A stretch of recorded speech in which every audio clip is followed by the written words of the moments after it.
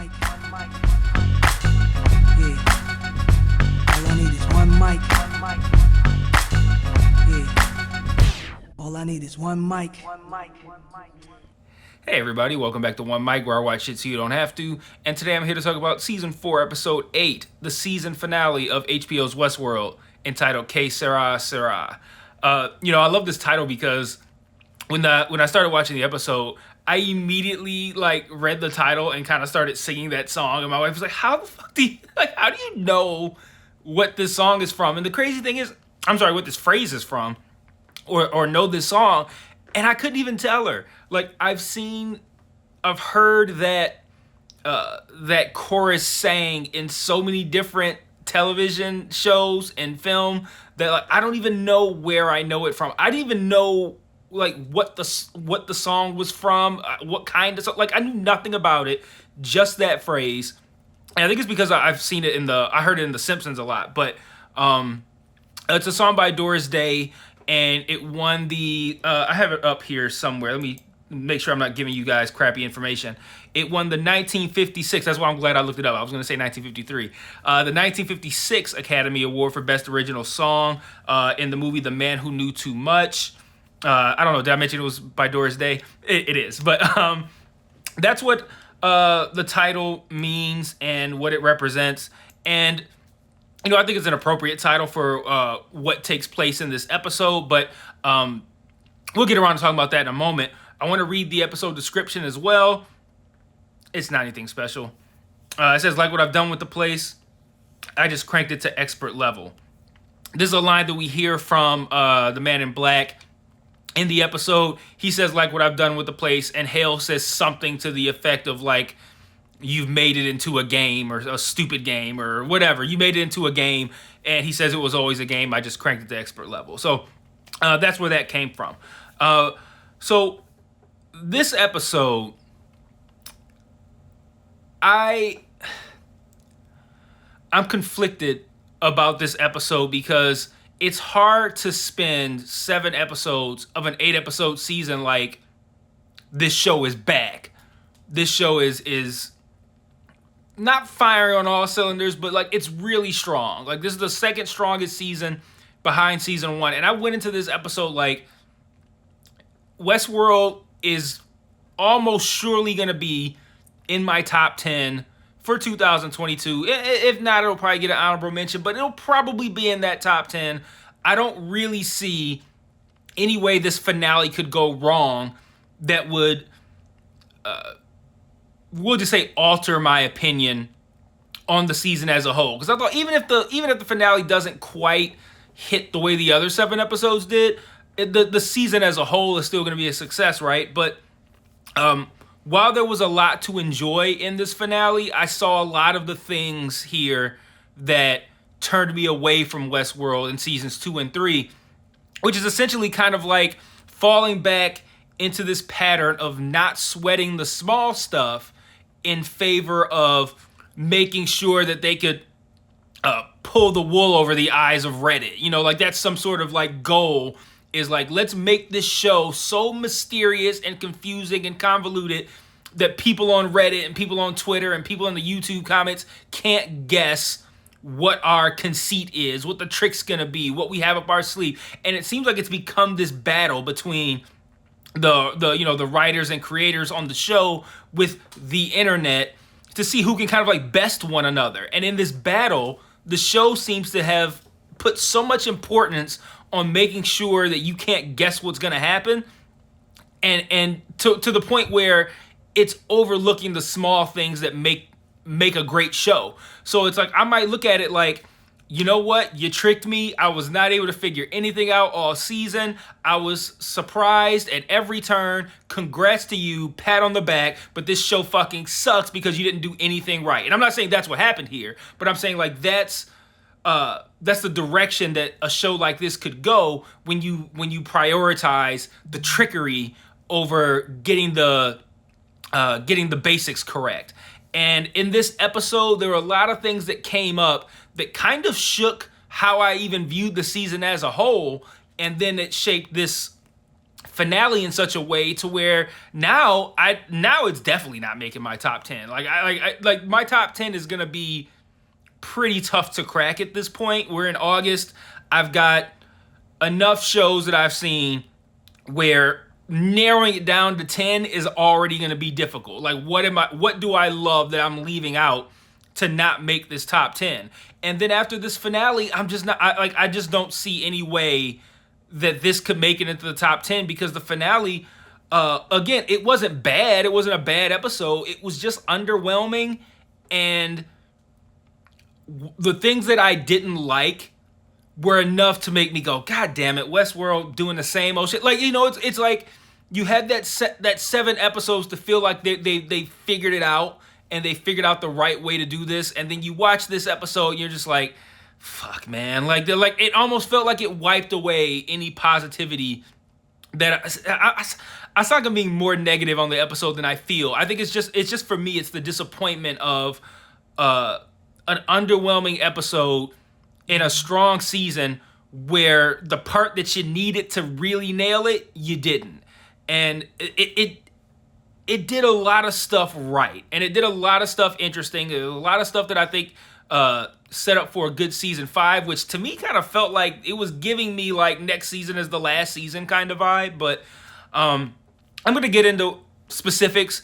And then, I don't know, I'll let you guys go in the comments and let me know if you agree, if you think I'm full of shit and I'm just a fucking hater. Even though I praised the 7 episodes prior, I have learned that if you shit on and I don't plan on shitting on this show, but if you shit on an episode of a show that everyone likes, and even if it's a show that you like and you're just critical of one episode, fans of that show are going to come in the comments and tell you you're a fucking idiot. So, like, it's whatever. But let's talk about it, and then you guys can decide if you want to call me an idiot in the comments, in which case, by the way, I recommend you don't, not because it's a mean thing to do, because I will embarrass you. Like, I'm like, if you disagree with me respectfully, word of advice, and we'll have a conversation. Don't get crazy, because I will eviscerate you in my own comments, or I'll do something worse, like delete your comment and not tell you, so that way you spent all that time typing that disrespect for it to just float into an abyss, into a void that no one's ever gonna see, and you're never gonna know that no one ever saw it,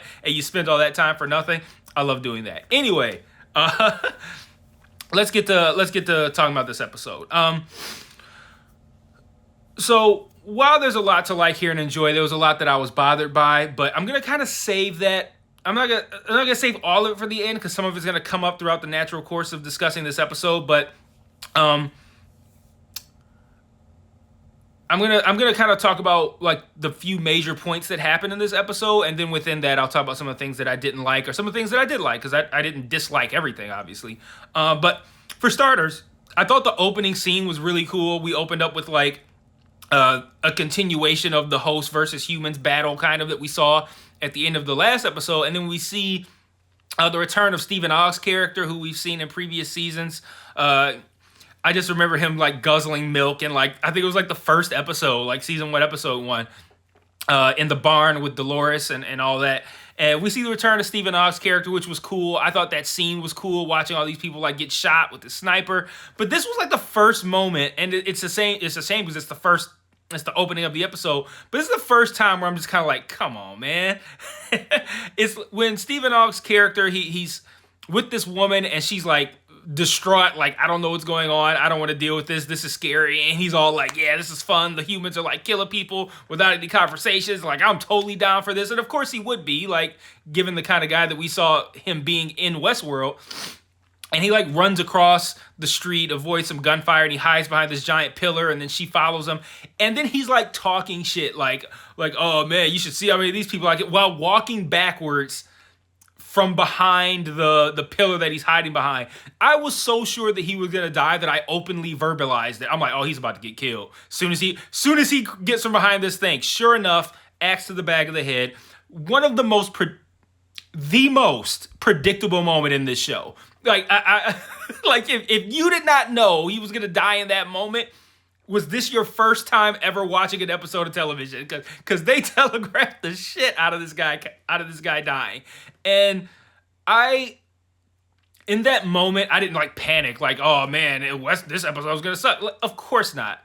But there was a part of me that was kind of like, come on, man. Like, this is really what we gonna do in the finale? Really? But anyway, seems like, moving on, seemed like I was kind of right about Christina from like day one. I called her a simulation, which I think technically she's not a simulation, but she is not real. We know that she's, we found out last week that she is essentially, I think the best way to put it is kind of like she's like a computer CPU, but she's physically embodied within this world, in this real world. And we didn't get that level of detail last week. We got that this week, but that's what it seems to be. She's essentially like a CPU living in the real world, and they can't see her, which again, I'm not sure how I feel about that. I did mention last week, I'm like, well, if she's not real, how is she interacted with all these people? And then they add in the part like, okay, well, she created these people. She created Maya, which again, I been banging the drum this whole time, like Maya's important, but it turned out Maya is important, but not as important as I thought, because she's equally as important as like Peter, Christina's boss, that one bum that was on the side of the, I'm sorry, calling him a person experiencing homelessness, who is talking about the tower and all this kind of stuff. All those people, Maya's equal to them. So she's not really that important or that special, but she is special in that she is one of the people that Christina fabricated in order to kind of like help, I guess, find her place within this world and kind of like help come to this realization of who she is. And, I mentioned, I think last week, that if she's not real, how does she interact with these people? But then also, it made me think about the scene where Hale came to the city to have this discussion with Christina in this like coffee shop. And I'm thinking like, did all the other, because this is the real world, these are real humans there, did they not see Hale talking to no one?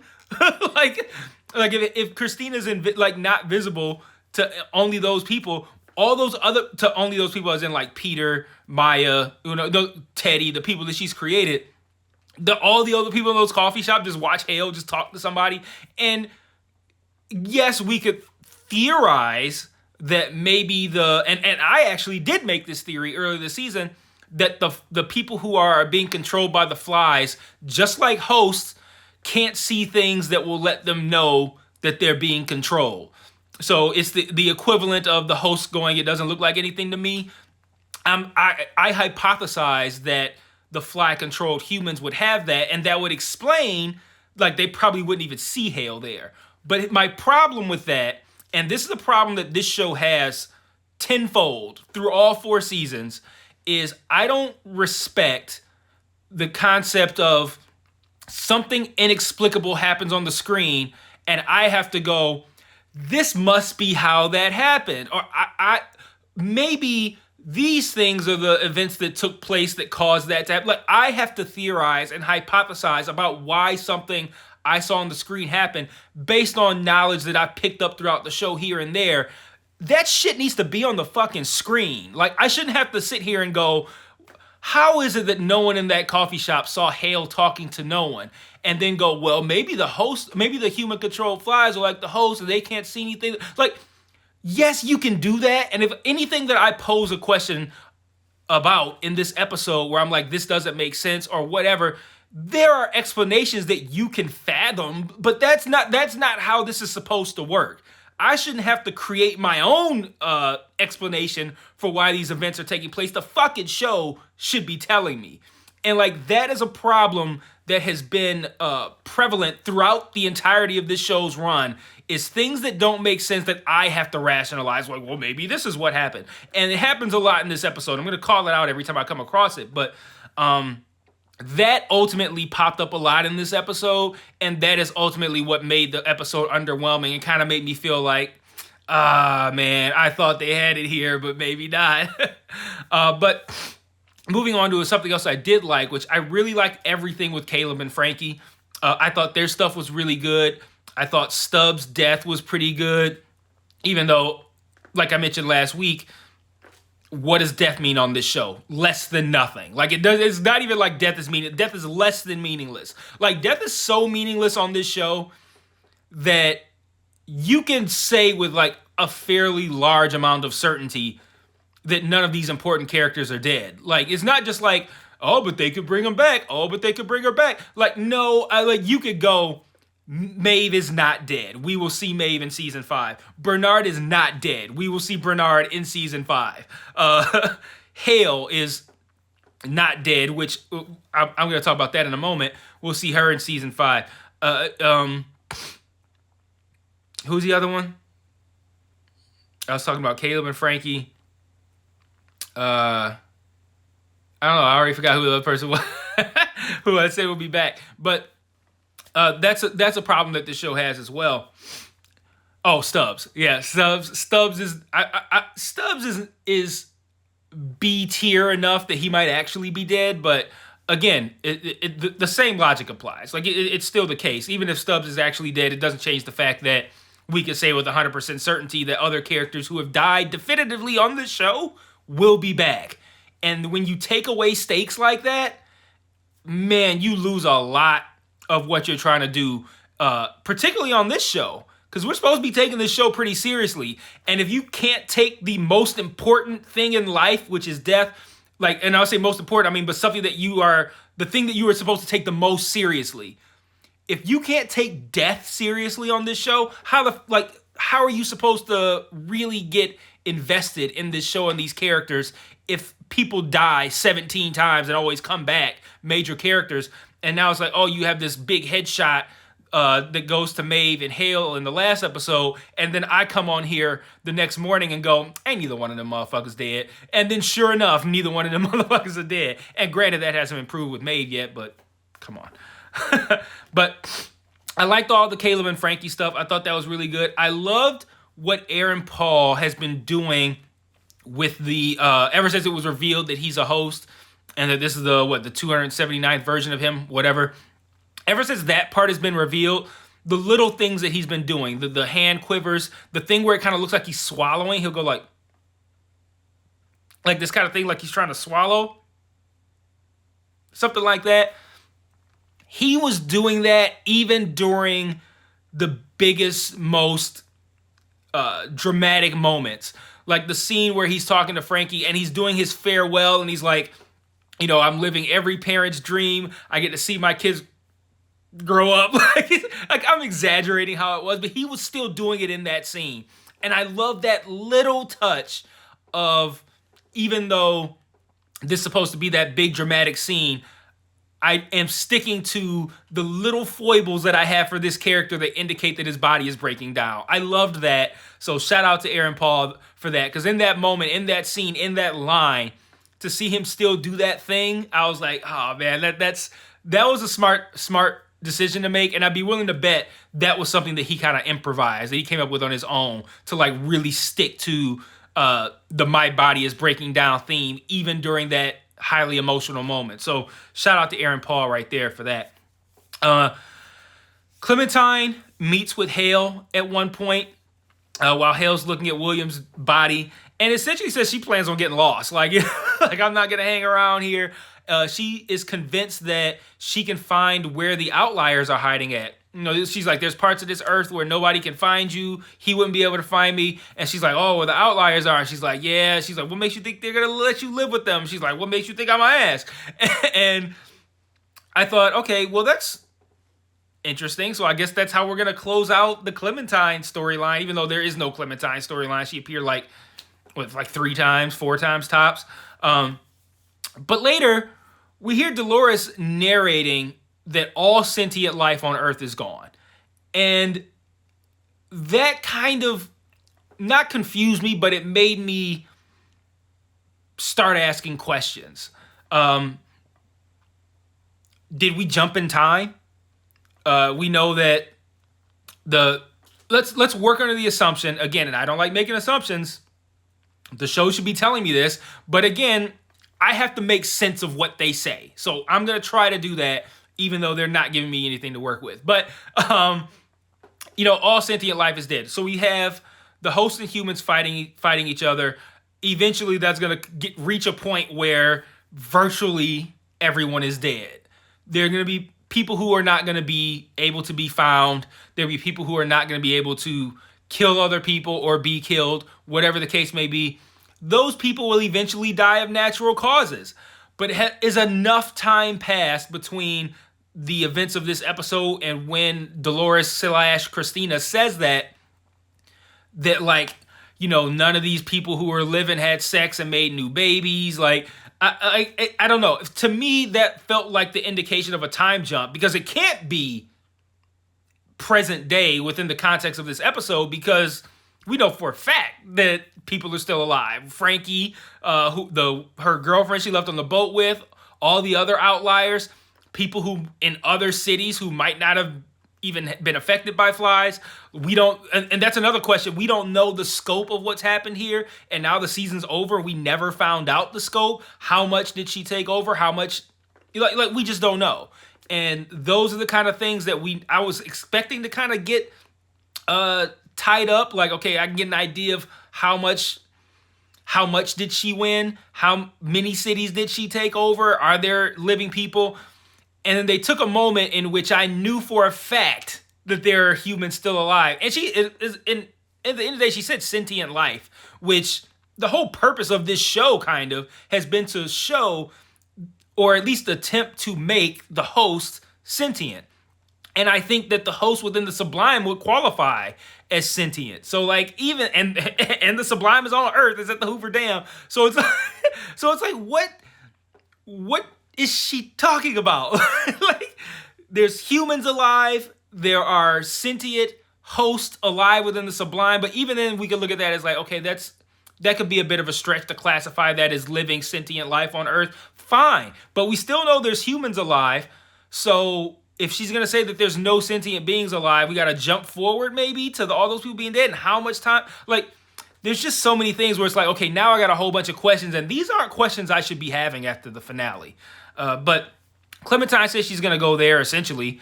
And yeah, and now I wonder, like, okay, well, what's up with Clementine? Like, well, we know what's up with her, but like, Clementine's dead. But like, what was, let's say she didn't die. What was going to happen? Like, because I don't know where these, like, assuming she finds the outliers, which was her plan, how did we get to a point where Clementine is looking for living people who are unaffected by the flies to a time where all sentient life on Earth is gone? And we got nothing in between. Now, again, this is something where season 5, they might already have that plan to talk about in season 5. It might be something that they work out in between now and season 5. I don't know. But that's something that left me feeling not good coming out of this finale.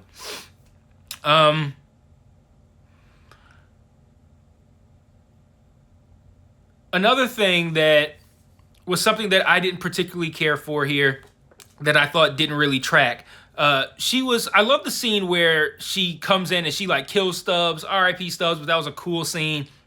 And she's kicking everybody's ass. She eventually makes her way over to Frankie, who is crawling into this corner. They have their whole situation.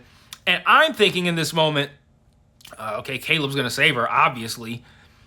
And like, there's no mention of Caleb whatsoever. And this scene is going on. Like, this conversation is going on. And then Clementine says something to the effect of like, she's seen that Caleb's been with her all this time. So I'm like, you know Caleb is with her. You are standing here with her alone. Why aren't you asking where Caleb is? And then, even if I let that go, isn't like, oh, she doesn't care. She's a host. She's powerful. She doesn't care where Caleb is. How do you still try to pull off the Caleb surprise attack? I knew, like, all of us collectively as an audience knew that Caleb was with her. We see her there by herself. So we know Caleb is somewhere hiding or around or whatever. There wasn't a scene where Caleb got knocked out before that or anything like that. It's like, we know Caleb is there. She knows Caleb is there. Caleb is physically not present. She mentions that she knows he's there and not present, and they still do the last minute surprise save Frankie at the last minute bullshit with Caleb in that scene, and that pissed me off. It's the same way as like the Stephen Hawke scene was super predictable that he was gonna get killed when he backed away from that, when he backed from around that corner. it was so obvious that Caleb was going to save Frankie that I thought they'd have to think we're idiots to do it now because it's so obvious that that's what's going to happen. They have to think we're stupid to do that. And then they did it after it was already completely obvious that was going to happen. So then I start to feel offended. Like, you think I'm a fucking idiot that you can do it? Like, that this is going to be like, oh, man, I thought she was going to die. Thank God Caleb was there. Like I knew Caleb was there. Clementine knew Caleb was there. Why did you do that? So, that kind of shit just irritates me. Like, you think I'm some kind of fucking moron that I'm going to be like, oh, my God, thank God Caleb appeared out of nowhere. Like, what? Okay, whatever. Christina, like I mentioned, that she was essentially like a CPU in human form here that no one can see. She's pulling the strings, not necessarily behind the scenes, in the scenes, pulling the strings. And Hale, I started to call her Christina. Hale, we find out that Christina's pearl, or Dolores's pearl, rather than being in a body, seems to be in a computer. And Hale takes that pearl out, which seems to shut down Christina. And I can't say, I think visually, and again, this is the show being messy, but visually, it looked like that pearl shut down that whole city. But that doesn't make sense because we know that city is real. Like, it had the whole things for the, to let everybody know that the flies are controlling the humans, that whole thing. We know that city is real. Like, that was, to me, messy visuals. Because that looked like she killed off the whole city, which it can't be possible because it's a real city. So she really just, shut down Christina. But they should have found a way, which I can't say find a way because it's really not that hard, to make it look like Christina went away. But, why'd they make it look like the whole world went away? Because Christina got shut down. And that I guess you would look at that as Christina's perspective. Like, for her, the whole world would be shut down. But, for us, that's weird to watch what we've been told is the real world being inhabited by this character that no one can see, who's pulling the strings. That character gets shut down, but then the whole real world goes away? That's a confusing visual. And again, this is, the show just being sloppy and not caring about the little things that make elite television work. And those are the things that this show overlooks in favor of fucking with Reddit. And I don't respect that. And that's why, that's what frustrates me about this show so often.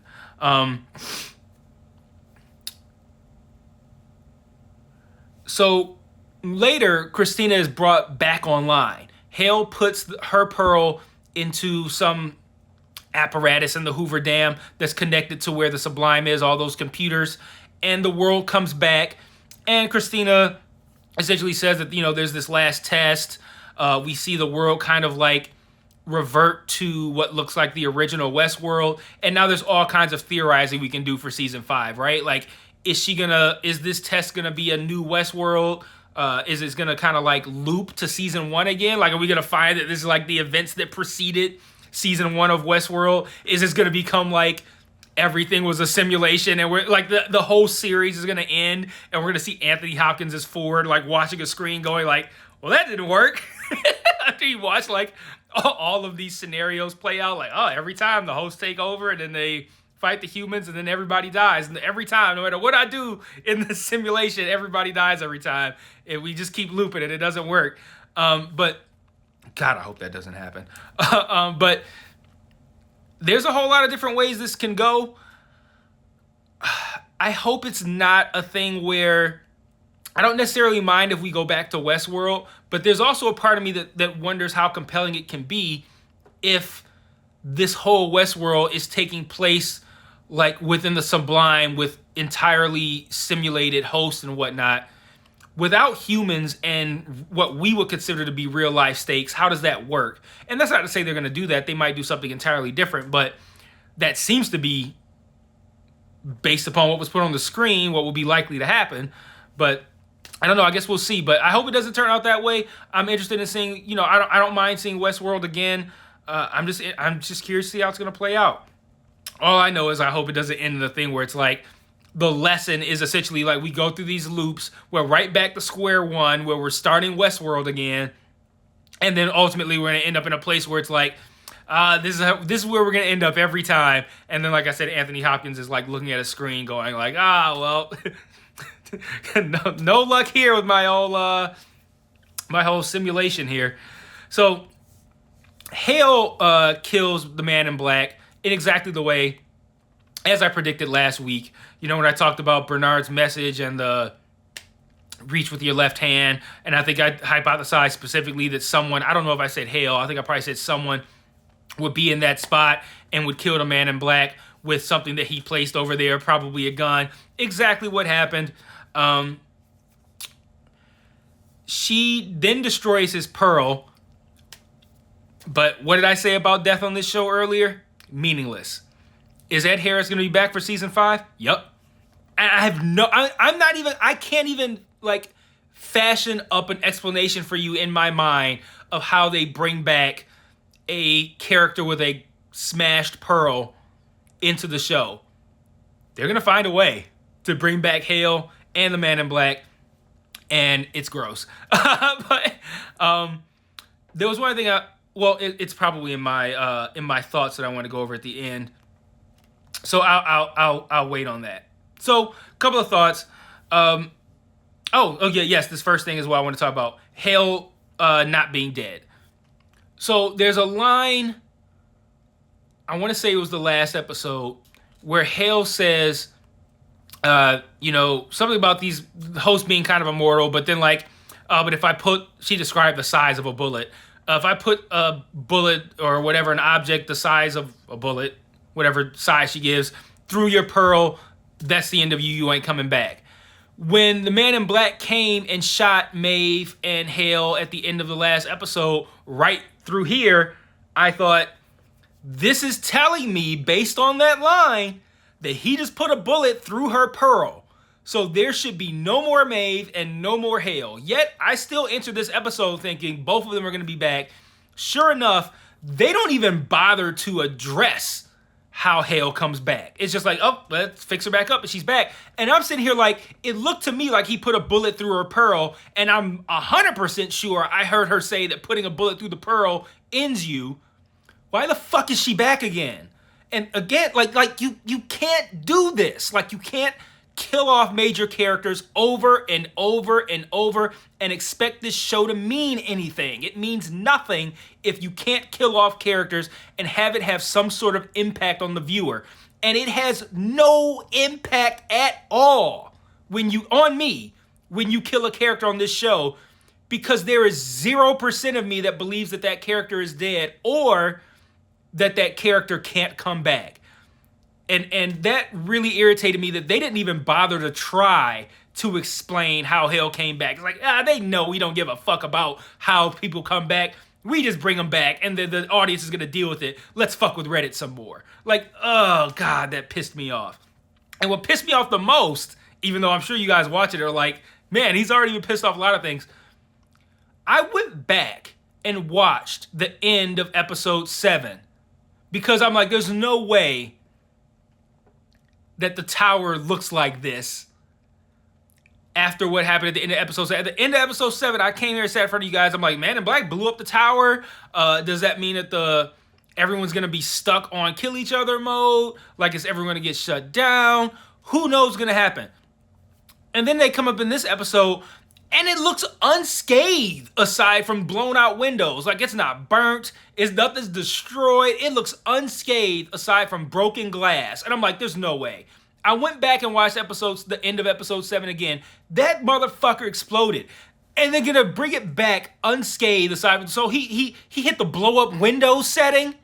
Like, come on, man. Like, he only blew up the windows. How'd he pull that off? Like, come on, man. Like, and I thought, like, maybe he turned up the sound of the whatever it is that controls the flies. Maybe he turned that up to a point where it was so loud or whatever that it blew out the windows.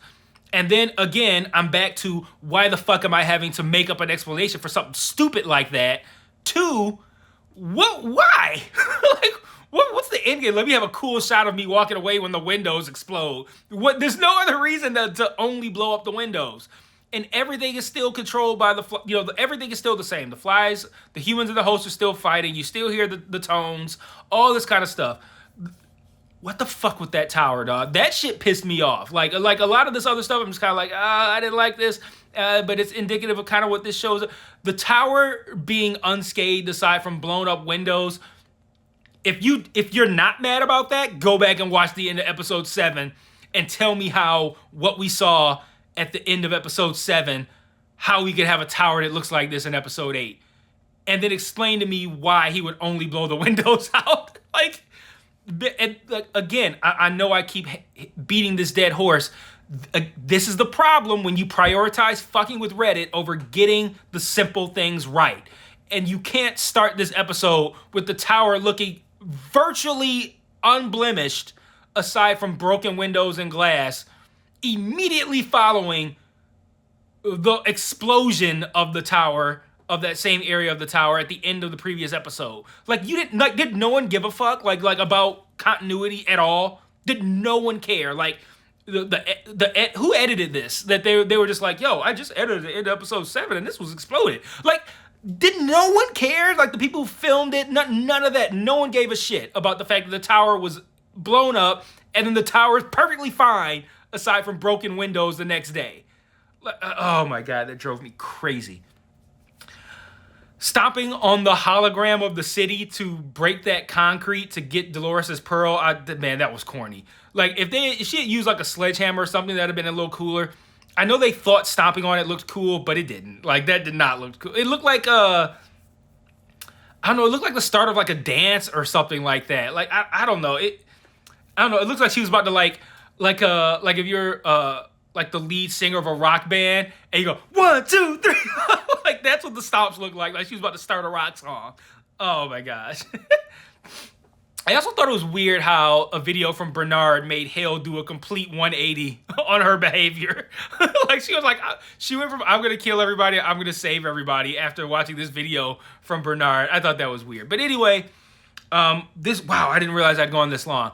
But that's what happens when you have a lot of shit that pisses me off. I end up ranting a little bit. So I apologize for how long this video was. But this was a great season that was hampered far too much by a flawed finale. And not a highly flawed finale, but flawed enough to get me this turned up because of how it's such a sharp contrast with what preceded it.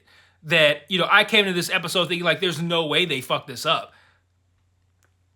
I mean, I'm not going to say they fucked it up, but, like, all of these things that I've been ranting and raving over in this video are the things that have irritated me about Westworld during seasons 2 and 3 that made me feel not that into season 4. And then season 4 came in, I'm like, yo, this is actually pretty good. And then for whatever reason, they picked the worst time to revert back to the same old shit. And now I'm in this place where, like, I feel like I'm shitting on a show that I really enjoyed this year and an episode that was still an enjoyable episode of television, but it's like the things that it got wrong were so egregious and so irritating that now I feel like I've been sitting here shitting on this show for 40 minutes, and that's not how I feel about it. But that's how I feel about some of the decisions that were made. Feel free to argue with me in the comments. Keep it respectful because you don't want to smoke with me. And I will see you guys for season 5. Peace.